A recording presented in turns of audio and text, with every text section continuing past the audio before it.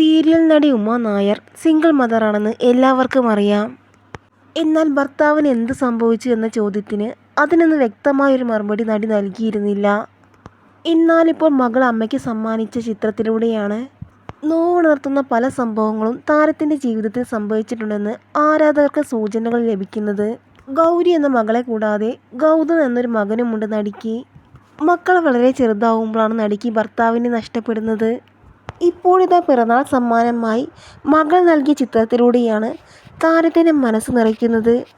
ആ ചിത്രം പങ്കുവെച്ചുകൊണ്ട് നടി കുറിച്ചത് ഇങ്ങനെയാണ്: എനിക്ക് കിട്ടിയ ഏറ്റവും വലിയ പിറന്നാൾ സമ്മാനം. ഈ സമ്മാനിച്ച ചിത്രം കാണുമ്പോൾ എൻ്റെ കണ്ണിൽ നിന്ന് കണ്ണീര് പൊടിയുകയാണ്. അദ്ദേഹം എനിക്കൊപ്പം ഉണ്ടെന്ന് തോന്നുകയാണ്. സന്തോഷവും സ്നേഹവും എന്നെ നിറയ്ക്കുകയാണ് ഈ ചിത്രം. ഈ മനോഹരമായ സമ്മാനത്തിന് വാവയ്ക്ക് നന്ദി എന്നാണ് നടി കുറിച്ചത്.